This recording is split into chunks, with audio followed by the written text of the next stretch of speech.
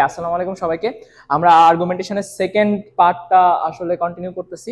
এই ক্ষেত্রে মেইন আলাপ আমরা যেটা বলতেছিলাম যে যখন কোনো একটা ডিবেটে অ্যাপ্রোচ করবা, কেস বানাবা, কেস বানানোর ক্ষেত্রে খুবই ইম্পর্টেন্ট যে তুমি একটা বড় মাদার আর্গুমেন্ট সেট করবা। ঠিক আছে, মাদার আর্গুমেন্টের আন্ডারে তোমার অনেকগুলো লেয়ারিং থাকবে।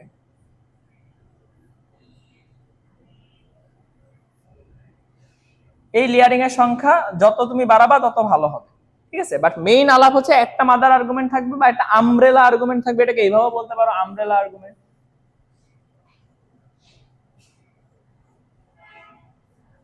আমব্রেলা আর্গুমেন্ট, সেই সাথে লেয়ারিং থাকবে, এবং আলটিমেটলি যত বেশি তুমি লেয়ারিং করবা বিতর্ক বা কেসটা তত তুমি গুছাই করতে পারবা।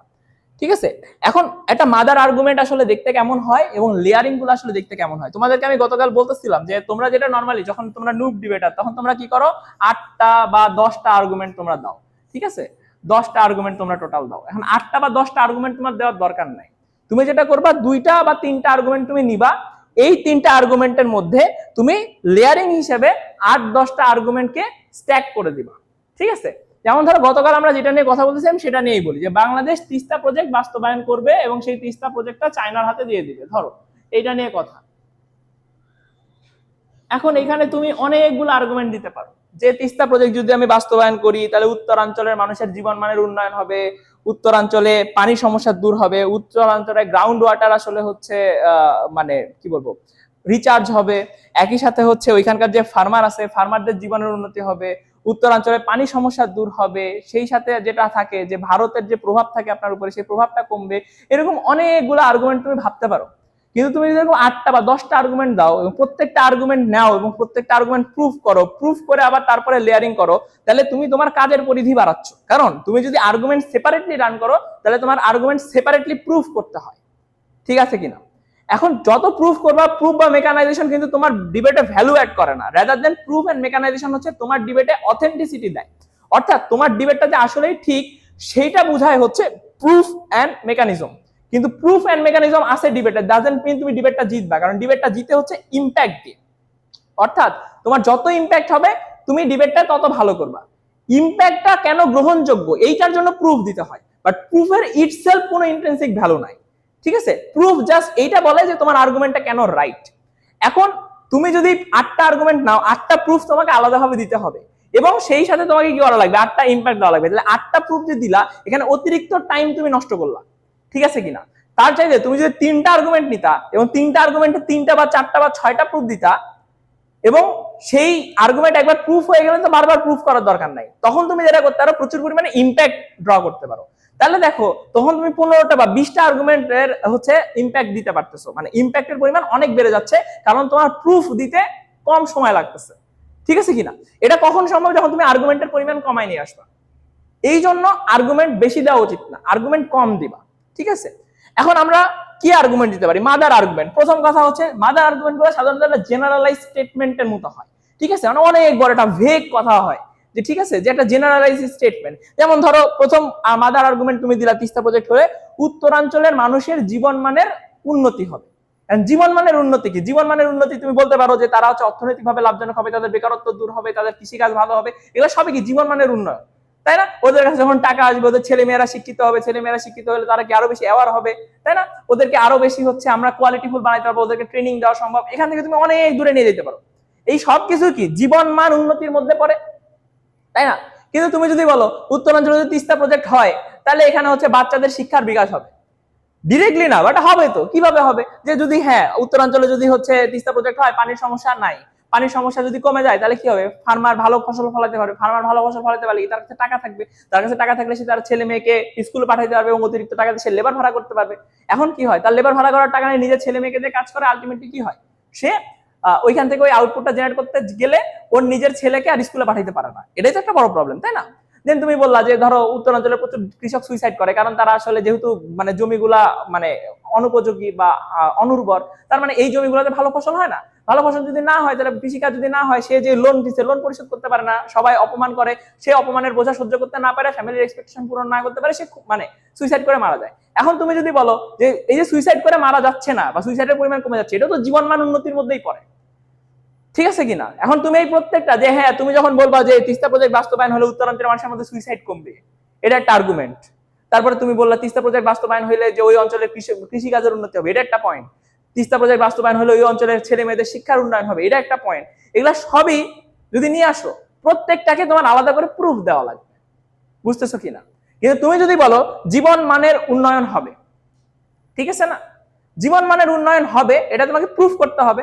প্রুফ করার জন্য তুমি তখন কি করলা, তাহলে ধরো এটাকে তোমাকে কি বলে, আমি আগে মাদার আর্গুমেন্টটা লিখি, তারপর আমি লেয়ারিং এ যাব, ঠিক আছে? তাহলে মাদার আর্গুমেন্ট 1 কি,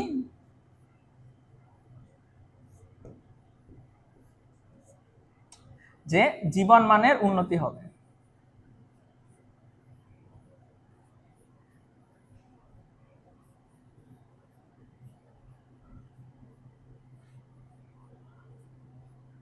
এখন এই যে মাদার আর্গুমেন্ট, আমি বলছিলাম কি একটা জিনিসে তুমি 2-3 রকমের প্রুফ দিতে পারো, তাই না? এবং এই যে প্রুফ গুলাকে যে তুমি সিকোয়েন্সিয়ালি একটার পর একটা উপস্থাপন করতেছো, এইটাকেই বলা হয় লেয়ারিং। তাহলে প্রুফেরও লেয়ারিং হয়, ইম্প্যাক্টেরও লেয়ারিং হয়, ঠিক আছে? তোমরা এই জিনিসটার মধ্যে অনেক সময় ডিস্টিংগুইশ করতে পারো না।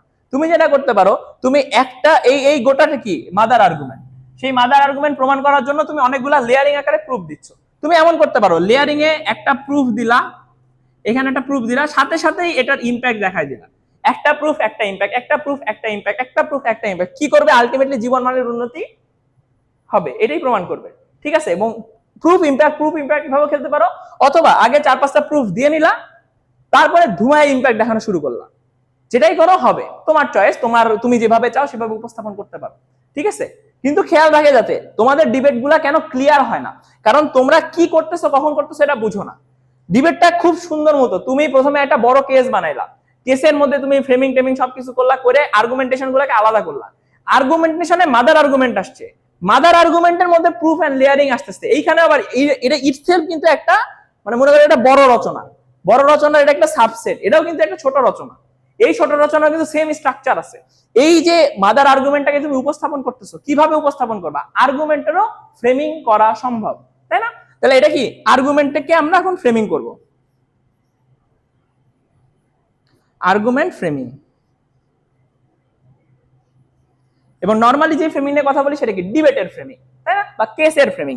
এটা হচ্ছে আর্গুমেন্টের ফ্রেমিং। তাহলে আর্গুমেন্টের ফ্রেমিং অলরেডি তোমাকে একটা জিনিস বলছি, যে তুমি যে একটা প্রুফ একটা ইম্প্যাক্ট, একটা প্রুফ একটা ইম্প্যাক্ট, একটা প্রুফ একটা ইম্প্যাক্ট, তাহলে একটা কাঠামো না, এই কাঠামোতে তুমি উপস্থাপন করতে পারো।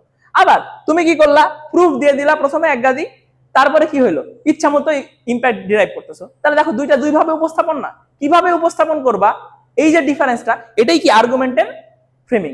আর্গুমেন্টের ফ্রেমিং আরো একটা জিনিস আসে, সেটা হচ্ছে কি তোমার ওয়ার্ড চয়েস। তুমি কি ধরনের ওয়ার্ড বলবা, কার পরে কি বলবা, তুমি কি অনেক আগ্রাসী ভাবে বলবা না সফট বলবা, তুমি কি ইমোশনাল ভাবে বলবা, না আসলে তুমি আসলে এখানে আসলে খুবই ডমিনেটিং ওয়েতে বলবা, তোমার অডিয়েন্স কার, ধরো একটা খুবই সেনসিটিভ একটা টপিকের উপরে ডিবেট, একটা মা এবং শিশুর মধ্যে কোন একটা বিষয় নিয়ে টপিক, তাহলে তোমার ডিবেটের হোল অ্যাপ্রোচ, হোল টোন আসলে কি ইমোশনের জায়গা থেকে আসতেছে, তুমি সাইকোলজিক্যাল অ্যাসপেক্ট বেশি নিয়ে আসতেছো, মানুষের দুঃখ কষ্টকে বেশি ফোকাস করতেছো। এখন দেখা গেল এমন একটা জিনিস, কর্পোরেট কোন একটা পলিসি নেই, এখানে তো ইমোশনের কোনো জায়গা নেই, এটা ইটস মোর অফ একটা ম্যাথমেটিক্যালের মতো, কি করলে আমার লাভ বেশি হবে, একজন দেখাবে যে কি করলে আমার ইকোনমিতে ডেভেলপমেন্ট বেশি হবে, আমি এখানে মানে কি বলবো, মানুষের স্বার্থ, কোম্পানির স্বার্থ, দেশের স্বার্থ, ইকোনমিক্যাল অ্যাসপেক্ট, এইটাকে বেশি জোর দিব। আবার মনে করো স্বাধীনতা, সার্বভৌমত্ব, দেশাত্মবোধের কোন একটা জিনিস, যে দেশকে বাঁচাইতে হবে, দেশের মান সম্মান, ডিগনিটি, রেসপেক্ট, এগুলো একটা জিনিস, তখন তোমার মধ্যে এক ধরনের লাইক অহংকার, তোমার মধ্যে প্রাইড, তোমার মধ্যে আসলে কি বলবো, যে দেশের প্রতি টান, দেশের প্রতি ভালোবাসা, রেসপন্সিবিলিটি, কর্তব্য, এই ধরনের টার্মিনোলজি, এই ধরনের ওয়ার্ডিং, এগুলো তোমার মধ্যে বেশি আসবে, ঠিক আছে কিনা? তো এই জিনিসগুলা খুবই বেশি ইম্পর্টেন্ট, ঠিক আছে? এখন আমরা যেটা করব, এই ওয়ার্ড চয়েসের উপরে ডিপেন্ড করে তোমার আর্গুমেন্টের ফ্রেমিং গুলা কিভাবে হবে, ঠিক আছে? এবং একই সাথে আরো একটা জিনিস আসে, যে তুমি কি ধরনের স্টোরি অ্যাড করবা, এবং একই সাথে তুমি কি করতে পারো, ডাটা অথবা ইনফরমেশন দিতে পারো। ডাটা দাও, ইনফরমেশন দাও, ওয়ার্ড চয়েস করো, আর্গুমেন্টেশন সিকোয়েন্সিং চেঞ্জ করো, কার পরে কোনটা করবে এটা চেঞ্জ করো, এগুলো সব কিছুর উপরে ডিপেন্ড করবে আর্গুমেন্টের ফ্রেমিং কিভাবে পরিবর্তন হয়, ঠিক আছে কিনা? তো এই প্রত্যেকটা তোমার টুল, ঠিক আছে? একটা জায়গায় দেখা গেল যে তুমি প্রুফ দিতে এসে একটা স্টোরি বললা, আরেকটা জায়গায় প্রুফ হইতে পারে একটা হচ্ছে ডেটা, একটা জায়গায় প্রুফ হইতে পারে ওয়ার্ডিং তুমি কিভাবে বললা, ঠিক আছে না? প্রুফের ক্ষেত্রে তুমি এই সকল জায়গায় ভেরিয়েবল আনতে পারো। এই যে এই সকল জায়গায় ভেরিয়েশন আনবা, কোনটা বেশি করবা কোনটা কম করবা, কোন আবেগ বেশি দিবা কোন আবেগ কম দিবা, কোন জিনিসটাকে বেশি জোর দিবা কোন জিনিসটাকে কম দিবা, এইখানকার যে তারতম্য হবে তার উপরে ডিপেন্ড করবে তোমার আর্গুমেন্টের ফ্রেমিং কিভাবে চেঞ্জ হচ্ছে। ঠিক আছে না? আমি অলরেডি বললাম যে ধরো একটা সাইকোলজিক্যাল মোশন, মা এবং বাচ্চার মোশনে, তাহলে ফ্রেমিংটা কি, তোমার অ্যাপ্রোচটা কি, এটা ইমোশনাল অ্যাপ্রোচ। মাটা কি অনুভব করতেছে, বাচ্চাটা কি অনুভব করবে, এতে সোসাইটি কি অনুভব করে, তোমার টোনটা অনেক হাম্বল টোন হবে। তোমার মধ্যে ওই যে দরদ, ওই যে কষ্ট, হ্যাঁ ওই মানুষগুলার যে অনুভূতি, তোমার মধ্যে ইমপ্যাথি বা ওই সিম্প্যাথি গুলো তোমার চোখে মুখে ভাষায় বডি ল্যাঙ্গুয়েজ দৃশ্যমান হবে, যেটা ভালো আনতে পারবে সেই ডিবেটটা ভালো করতেছে। আর এই ডিবেটে যদি তুমি এখন রোবটের মতো ডিবেট করো, ডাজন্ট ম্যাটার তুমি কি বলছো না বলছো, তোমার চোখে মুখে ইমোশন দেখা যাচ্ছে না, বোঝা যাচ্ছে না, তুমি জিনিসের সাথে রিলেট করতেছো না, ইভেন তুমি ঠিক বলছো জিনিসটা না দৃশ্য তত পারসুইস মানে কি বলে পারসুয়েসিভ মনে হবে না, তোমার কাছে তো ভালো লাগবে না যে আরে ঠিক আছে কি রে ভাই মানে রোবটের মতো বলতেছে, সবকিছু কর্পোরেট আকারে কেন বলতেছে। তাহলে যে এক এক ডিবেট, এক এক মোশন, এক এক স্টেক হোল্ডার, এক এক সিচুয়েশনে তোমার বডি টোন, তোমার ল্যাঙ্গুয়েজ, তোমার ভাষাগত দক্ষতা সবকিছুর মধ্যে যে ড্রামাটিক পরিবর্তন বা বিভিন্ন ধরনের পরিবর্তনগুলো আমরা দেখি, দেখা সম্ভব। তো যত ভালো করতে পারবা তুমি তত ভালো একজন উপস্থাপক হইতে পারো, তত ভালো একজন ডিবেটার হইতে পারবা। আমি আবারও বলি যে ডিবেট শুধুমাত্র সায়েন্স না, তুমি যে জানো ইটস নট এনাফ, তুমি কিভাবে উপস্থাপন করতেছো এটাও গুরুত্বপূর্ণ। তুমি চমৎকার উপস্থাপন করো বাট তুমি কিছুই জানো না, স্টিল তুমি একটা ভালো ডিবেটার না, কারণ তোমার উপস্থাপন শুনতে ভালো লাগতেছে কিন্তু এটা কোনো জিনিস ভ্যালু অ্যাড করতেছে না। তাহলে ভ্যালু অ্যাড করতে গেলে নলেজ লাগবে, আর যদি তুমি প্রপার ওয়েতে ট্রানজিশন না করতে পারো তাহলে ভ্যালু অ্যাডেশন সম্ভব না। বুঝতেছো কিনা? তাইলে এই জায়গা থেকে আমাদের আর্গুমেন্টের ফ্রেমিংটা বোঝা খুব ইম্পর্টেন্ট। এখন চলো যেই কথাগুলো বললাম সেটার আসলে আমরা একটা ব্যাখ্যা দেওয়ার ট্রাই করি। তাহলে কি হইলো, জীবন মানের উন্নত হবে। এই ডিবেটের এই জায়গায় তিস্তা পারের সাথে কি একটা ইমোশনের সম্পর্ক আছে? হ্যাঁ, ইমোশনের সম্পর্ক আছে।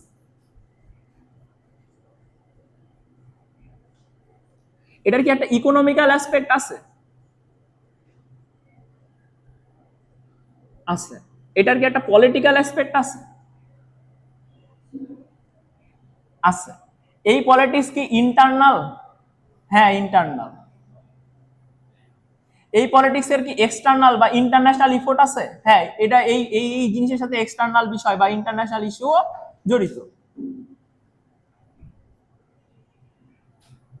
তাহলে দেখো এই জিনিসের সাথে যদি এই কয়েকটা জিনিস জড়িত হয় তাহলে এগুলা কি তুমি এখানে নিয়ে আসতে পারো।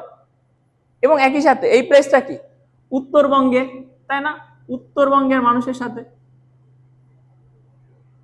একই সাথে কি এটা সাউথ এশিয়ান একটা ইস্যু। আবার দেখো ইন্ডিয়ার সাথে হচ্ছে, তাহলে এখানে হিন্দু মুসলিমের কিছু ব্যাপার আছে। বুঝো কিনা তুমি কি কি জিনিস নিয়ে আসতে পারো?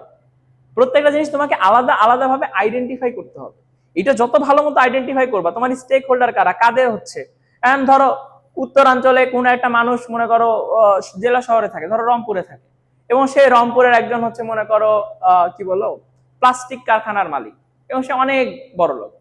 তার আসলে তিস্তার পানি থেকে খুব যায় আসে? খুব একটা যায় আসে না, কারণ সে তার গ্রাউন্ড ওয়াটার ব্যবহার করে যে মানে কি বলবো দৈনন্দিন কাজ কাম সে আরামেই করতে পারে। তার প্লাস্টিকের ফ্যাক্টরি গ্লোবাল ওয়ার্মিং হোক না হোক বন্ধ হবে না, চলতেছে, সে ইনকাম করতেছে। সে কি প্রধান ভুক্তভোগী? ভুক্তভোগী কে? গরিব দরিদ্র কৃষক গুলা, যাদের জমি কম, যাদের জমি ওই জমির আশেপাশে, যাদেরকে তিস্তা যখন হচ্ছে গরমকাল আসে, যখন ড্রাউট সিজন হবে তখন তিস্তার পানি পাওয়া যায় না, আর যখন সে বর্ষাকাল আসে তখন বন্যায় ভাইসা যায়, নদী ভাঙ্গনের শিকার হয় আশেপাশের অঞ্চলের মানুষ, তারা কি প্রধান? তাহলে এই দেখো কারা প্রাইমারি অডিয়েন্স কারা সেকেন্ডারি অডিয়েন্স এটাকে ভাগ করে দেওয়া। এখন যেহেতু ওই লোকটা রংপুরে থাকে, ওই লোকটাও কিন্তু এই প্রজেক্টের সাথে এঙ্গেজ, কিন্তু সে অতটা প্রাইমারি স্টেক হোল্ডার না যতটা একজন দরিদ্র কৃষক যার জমি কিনা নদীর পাড়ে অবস্থিত। তাহলে যখন তুমি আর্গুমেন্ট গুলাকে উপস্থাপন করবা তখন কিন্তু এই জিনিসগুলোকে তোমাকে জোর দেওয়া লাগবে। তার মানে তুমি যখন প্রুফ দিবা বা ইম্প্যাক্ট দিবা তোমাকে এইখানে মানে লিস্ট করা লাগবে আমি কোনটাকে আগে বলবো, কাদের কথা বেশি বলবো, প্রেফারেন্স কাদেরকে দিব, কোন টোনটাকে বেশি প্রায়োরিটি দিব। যেমন জীবন মানের উন্নতির যদি পয়েন্ট হয়, জীবন মানের উন্নতির সাথে ইমোশনসটা, যে সুইসাইড করে মানুষ মারা যাচ্ছে, তাদের জীবন শেষ হয়ে যাচ্ছে, এইটা যতটা গুরুত্বপূর্ণ, ওই অঞ্চলের ইকোনমি যতটা গুরুত্বপূর্ণ, এই মাদার আর্গুমেন্টের সাথে কি পলিটিক্যাল ইস্যুটা অত বেশি গুরুত্বপূর্ণ? জীবন মানের উন্নতি হওয়ার সাথে কি ইন্ডিয়ার পলিটিক্স এর দুর্বলতা বা ইন্ডিয়া আমাদের উপরে কি করবে, চায়নার সাথে আমাদের সম্পর্ক থাকতে পারে, তুমি রিলেট করতে পারো, বাট এত বেশি তো এঙ্গেজ না। তাহলে এই এই আর্গুমেন্টকে যদি তোমাকে প্রুফ করতে হয় তুমি অনেকগুলো কথা এখানে আনতে পারো, অনেক ধরনের প্রুফও দিতে পারো, কিন্তু প্রুফের আলটিমেট কি ফোকাসিং পয়েন্ট কোনটা? এই প্রুফের ফোকাসিং পয়েন্ট হবে হচ্ছে ফোকাসিং পয়েন্ট ধরো লিখেই দেই,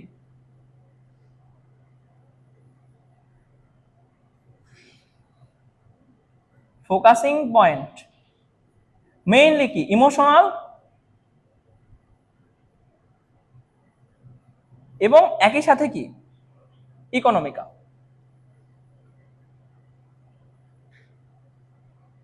এখন দেখো আমি বলতেছিলাম না আর্গুমেন্টেরও ফ্রেমিং আছে, আর্গুমেন্টের ফ্রেমিং এ আর্গুমেন্টের ছোটখাটো কনটেক্সচুয়ালাইজেশন আনতে পারো, কিন্তু খেয়াল থাকে যে যখন আর্গুমেন্টে আসবা প্রথম কাজ কি অ্যাসারশন, তাই তো?